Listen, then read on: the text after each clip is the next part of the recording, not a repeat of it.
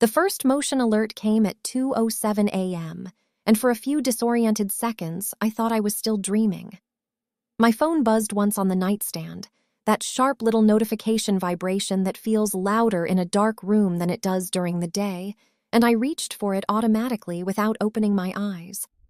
I expected a useless app update, maybe one of those delayed package alerts that always seem to arrive in the middle of the night for no reason. Instead, I saw the camera app banner across the screen. Attic Cam. Motion detected.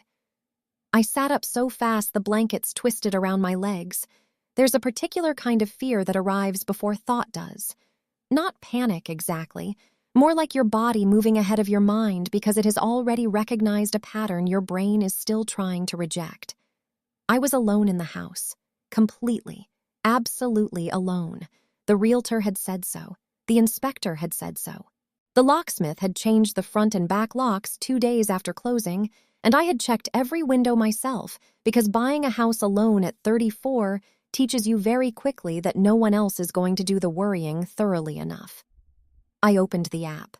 The attic camera feed loaded in grainy night vision, all cold white shapes and black shadows.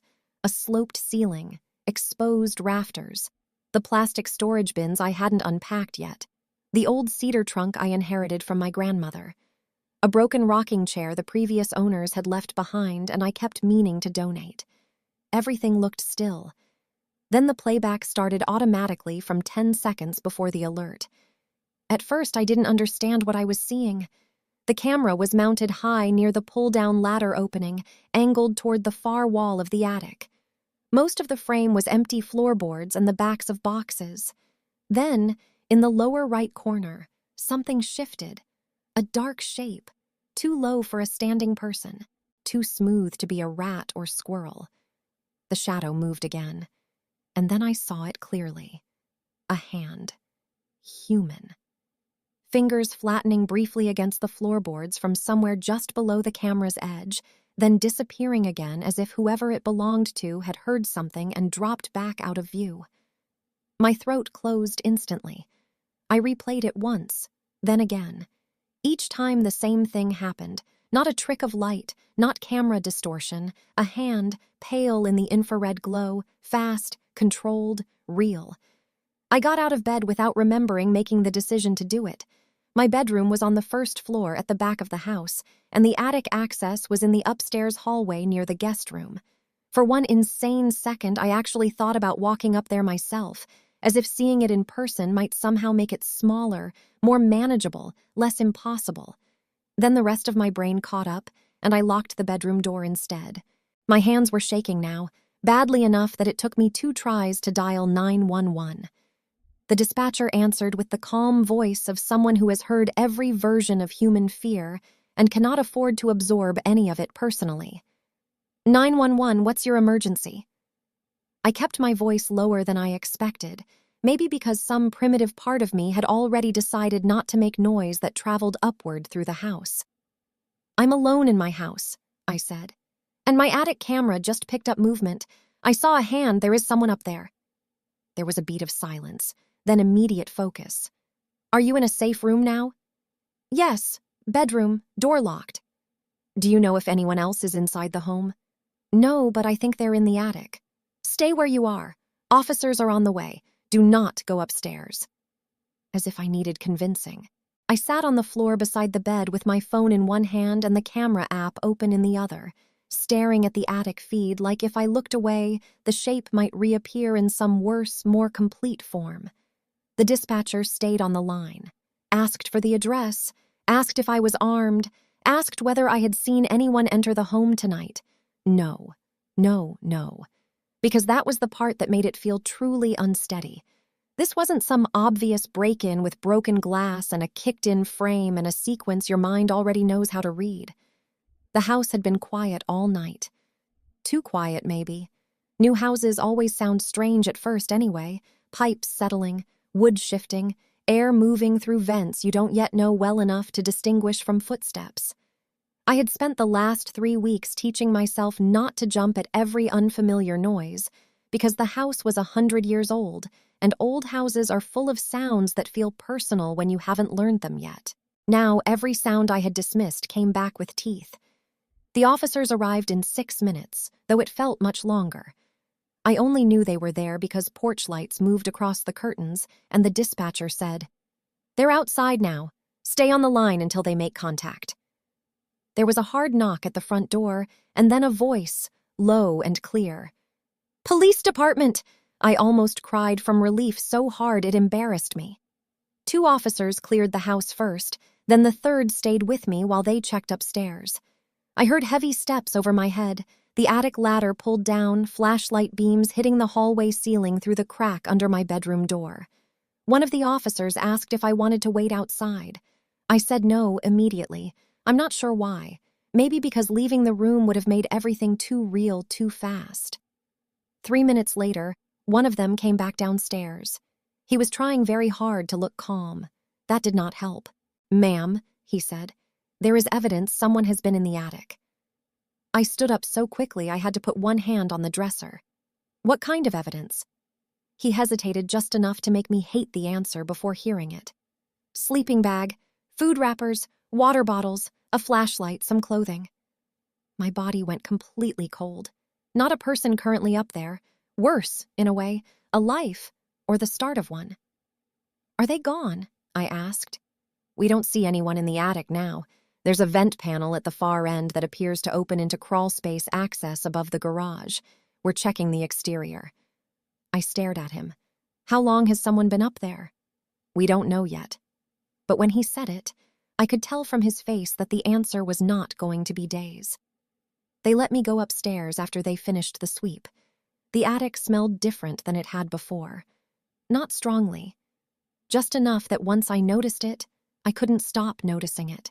Dust, old insulation, and underneath that something human and stale, fabric, sweat, bottled water, the flat smell of enclosed time. The beam of the officer's flashlight settled on the far corner. There it all was. A navy sleeping bag laid flat between 2 rafters. A duffel bag. A grocery sack with canned soup and protein bars. 3 empty water bottles. A charger cable plugged into an extension cord I had never seen before. And against the wall, half hidden behind my storage bins, a milk crate filled with folded clothes. Folded. That detail got me more than it should have. Not trash-strewn chaos, not a desperate crash. Folded clothes. Someone had been comfortable enough above my ceiling to make order. I looked at my camera then, still blinking calmly from its little mount like it had simply done its job, and could not understand why the whole house now felt contaminated. One of the officers crouched near the milk crate and said, "There's more." He held up a sheet of paper carefully by one edge. It was a printout. My real estate listing. The one from before I bought the house. Exterior photo. Interior photos. Square footage. Notes from the listing agent. The words "vacant," "easy to show," still visible in the margin. I stared at it and felt the shape of the story change again. This was not random. Not someone wandering in by chance and settling wherever the weather allowed. Someone had picked this house. Picked it when it was empty. Picked it because it was shown as empty. Picked it and stayed even after it wasn't. The officer asked, "How long have you owned the property?" 3 weeks. "Did the realtor ever mention anyone having access after closing?" "No." "Any contractors, painters, cleaners, movers?" "Just my movers and a locksmith." He nodded and wrote something down. The lead officer, a woman named Kessler, walked the perimeter outside with another officer while I stayed in the upstairs hallway trying very hard not to imagine what it meant to have slept beneath another human being for 3 weeks without knowing it. When she came back in, she was carrying something in a gloved hand, a small brass key. "This was in the detached garage side door," she said. My stomach dropped. That garage door had always stuck a little. I had to shoulder it closed some days. The previous owners had told me they rarely used it and thought the lock no longer worked properly. I had planned to replace it after finishing the kitchen shelves and the upstairs paint and the 50 other things that happen when you buy an old house alone, and every repair becomes a list you negotiate with your own exhaustion. "Is that my key?" I asked. "We don't know yet," she said, "but it was being used." Used. not hidden, not forgotten. Used. I sat at my kitchen table until almost dawn, while officers photographed everything, bagged what they could, and asked the same questions in slightly different ways, because that is how truth gets measured when people are frightened. When did you last go into the attic? Never, since moving in. Why install a camera there? Because the realtor had said the attic was great for storage, and when I first pulled the ladder down after closing, the space looked deeper than I expected. Too many blind corners, too much old insulation. It made me uneasy. So I put a motion camera up the second week, half joking to friends that if there were attic ghosts, they'd at least be on video. Had anything felt off? Yes, but not enough. Not enough individually. Not enough to stand up against the embarrassment of sounding paranoid. That last answer stayed with me after they left. Not enough individually. Because of course, there had been things. The back porch light on one morning when I was sure I'd turned it off. The side gate unlatched twice. A mug in the sink I didn't remember using. One of the upstairs windows cracked open an inch. The faint sound of shifting overhead at night. Always brief, always explainable if I wanted it to be. Old houses make small sounds all the time. Women living alone are taught to normalize discomfort until it can prove itself. By 8 a.m., my realtor was on my porch, with a face so pale and strained I knew she had rehearsed 3 different versions of "I had no idea" on the drive over. Her name was Melissa, and until that morning I had liked her. She'd sold me the house with exactly the kind of confidence first-time solo buyers cling to. Not pushy, not fake warm, just competent enough to make me believe she saw me clearly. A divorced 30-something who wanted a place that was hers, who didn't want a condo, who wanted old wood floors and a real porch and enough room to breathe without asking anyone's permission. When I opened the door, she started speaking before I'd even stepped back. "I am so sorry," she said. "I got your text and I came as soon as I could." I folded my arms. Who had access to this house after the sellers moved out? Only the listing team and approved showings. Who exactly? She hesitated. Me, the seller's agent, the cleaning crew once, stagers briefly before listing, the inspector, then your walkthrough and closing. And who knew it was empty? Another hesitation. Everyone, obviously. That was the problem. Vacant houses are not just properties, they are invitations to the wrong kind of attention. Melissa looked like she wanted to say something that would make the situation feel smaller, and knew there was nothing left that could. "The sellers moved to assisted living in January," she said. "The house sat empty for almost 2 months before listing." "Vacant, easy to show," I said. Her face changed. "You found the listing sheet." "In the attic, next to the sleeping bag." That one landed. She sat down slowly at my kitchen table like her knees had stopped negotiating with her. "The seller's son had a key during cleanout," she said after a moment, "and a handyman they used for patching had temporary access. I can get names. I'll get everything." "Do that." I said it without heat, which seemed to affect her more than if I'd yelled. Because by then I was past the stage where anger looked like volume. It had become colder than that, more functional. The police called later that afternoon. They had found a way in, not through the front or back door, not through a dramatic broken window. There was a narrow exterior access hatch above the garage roofline that led into the crawl space and connected eventually to the far attic vent behind the insulation boards. It was the sort of architectural weirdness older houses accumulate over decades of additions and patchwork repairs. Invisible unless you knew to look. Perfect if you wanted a place adjacent to a home without having to pass through the main living space every time. And somebody had known. The detective assigned to the case came by the next day. His name was Arnett. Mid-40s, clipped voice, the kind of stillness that makes you think he's either very patient or very tired of people. Maybe both. He sat at my dining table with a legal pad and said, "We think whoever was up there may have known the house was vacant before you moved in and stayed after occupancy changed." I understood that much. He nodded. "We also found something in the duffel bag you should know about." Nothing in me liked the shape of that sentence. "What?" He slid a photocopy across the table. It was a page torn from a notebook. On it was a list in blocky handwriting. Your schedule lights out approximately 11 Trash Tuesday cat. None garage sticks works weekdays. I stared at the words until the room seemed to tilt a little. This is about me. Yes. How long were they watching? We don't know. Cat? None. That line lodged in my chest for some reason worse than the rest, because it meant whoever wrote it had not just been inside or above my house.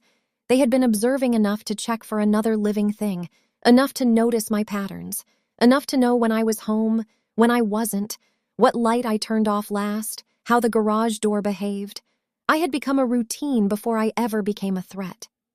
Did you identify them? I asked. Not yet. But you found prints. Some partials. Nothing definitive back yet. What about the key? He looked down at his notes. It was a copy made at a hardware kiosk 2 miles away. We're pulling footage.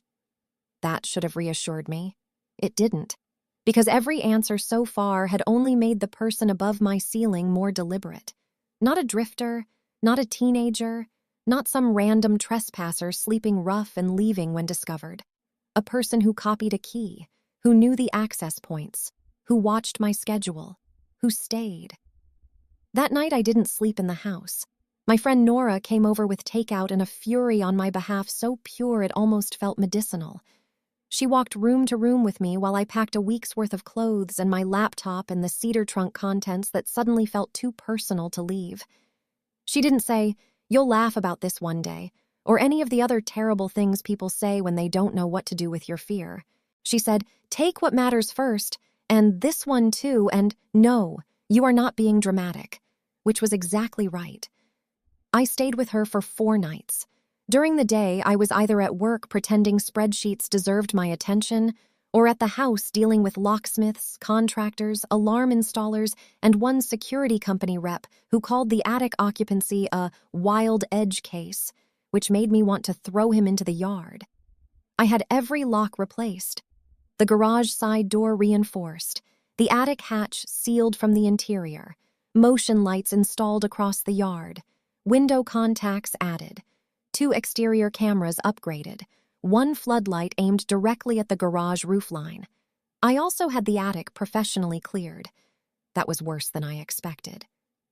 Once the police released the scene, the crew removed the sleeping bag, trash, milk crate, and duffel. Then they started checking the insulation pockets and dead corners where old beams met plaster. That was where they found the rest. Not much, but enough. A second flashlight. A stack of local grocery receipts going back almost 7 weeks. A paperback novel. A photo of the backyard printed from an online listing archive. And in a narrow cavity behind the chimney stack, 3 more pages of notes. One page was just times. 7:12, leave 6:04 home Friday, later friend over. Once upstairs, shower 10:30, another page listed objects. Blue robe, green mug, white car office bag, black phone charger kitchen. It is hard to explain what it feels like to see your ordinary life reduced to field notes. Not violation exactly, not at first, reduction, like someone had watched me long enough to turn me into logistics. The detective came by again after they found the additional notes, and this time he didn't bother pretending the case was a minor trespass. "This person was fixated," he said. "On me? On the property first, probably, then on you once the occupancy changed." "Probably," he exhaled. "We don't know intention yet." I thought about the hand on the floorboards, the folded clothes, the copied key, the list of my shower time. Intention was not abstract to me anymore. 3 days later, they identified him. His name was Paul Denning, 48, prior arrests for unlawful entry, burglary adjacent trespass, and 1 restraining order violation that apparently never escalated to a felony because women in paperwork rarely get believed the first time if no blood is visible. He had once worked for a clean-out subcontractor. That was how he likely found the house. Vacant property, detached garage, elderly sellers moved out, showing schedule loose enough to create predictable gaps. Then the listing went live, the property sold faster than expected, and I moved in before whatever private arrangement he had with the emptiness was finished. Arnett told me all of that in the careful voice people use when they want you informed but not terrified. Too late for that. What was he doing there? I asked. We know he had been occupying the attic intermittently before you purchased. After you moved in, it looks like he continued accessing the crawl space and attic on and off. Why didn't he just leave? Arnett looked at me for a second too long before answering. Some people develop a sense of entitlement to places they use long enough. That sentence made me feel sick because it was so small and so huge at the same time. Entitlement, not need, not desperation, not accident, entitlement. They picked him up in a motel outside town 2 days later. He had another copied key on him, to my garage, and a folded printout of my work company address. That was the part that finally cracked something in me. Because until then, however personal it had felt, there was still some corner of my mind insisting the danger was housebound, that it lived in rafters and access panels and the architecture of my property, not in the larger geography of my life. Then there was my office address in his pocket, and suddenly the attic was not a place. It was a beginning. The prosecutor later explained that the charges would likely focus on unlawful entry, stalking-related conduct, burglary tools, and possession of copied keys. He said it in the brisk language of a man who measures horror by statute. I understood. I even appreciated it. But the truth was that by then I wasn't thinking in charges. I was thinking in ceilings. In every night I had gone to bed under him. In every time I had told myself the noise was pipes. In the absurd little domestic rituals of those weeks, brushing my teeth, folding laundry, watching terrible television on the couch, while above me someone had been making notes about my lights and mugs and shower time. People kept asking whether I was going to sell the house. At first I said maybe, then no. Then I stopped answering altogether because the truth was more complicated than either. I did not want to be run out. I did not want the first house I bought on my own after my divorce to become a story about defeat. I also did not want to sleep beneath that attic ever again. All of those things were true at once, so I compromised with myself. I renovated. Not because I suddenly loved renovation, but because I needed to make the architecture answer to me again. The attic access was rebuilt and sealed. The garage crawl connection was fully closed off. The side hatch was removed and framed over. The old roofline blind spots were opened and re-insulated. The entire upstairs hallway was repainted because for some irrational reason the existing color began to feel complicit. I also got a dog. That part always makes people smile when I tell them later, as if the story softens there. It doesn't exactly. But 6 months after the arrest, once the motions and statements and court dates had settled enough for me to hear my own house without remembering flashlight beams on insulation, I brought home a 70-pound mutt named June from the county shelter. Black fur, white chest, serious eyes, loud bark. She hates closed doors and loves sleeping directly beneath the attic ladder, which I did not teach her to do and do not stop. The trial never became as dramatic as my nightmares had prepared for. Paul Denning took a plea.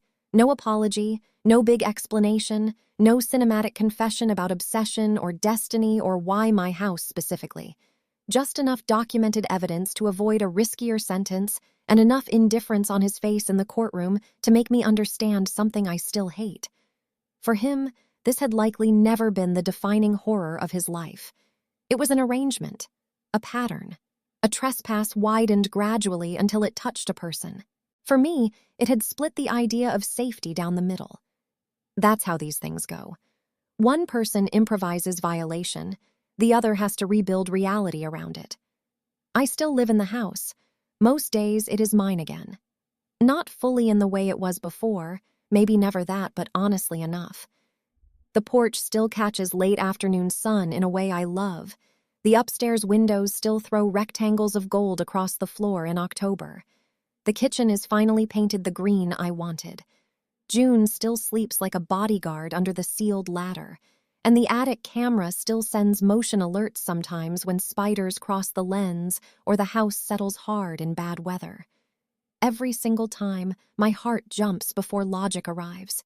That may always be true. But the strangest part, looking back, is this. The realtor wasn't exactly lying when she said the house was empty. That was the problem. She was speaking in the language real estate uses to describe legal occupancy, contracts, sellers out, buyers pending, property vacant. But houses do not understand vacancy that way. Vacancy, it turns out, can mean the paperwork is clear while the walls are not. It can mean the listing says empty while someone has already made a map of the rafters. It can mean a place is available on paper long after it has stopped being untouched. And if I learned anything from that first motion alert at 2:07 a.m., it's that emptiness is one of the most dangerous words adults use casually. Because sometimes a house is only empty if nobody bothered to look up.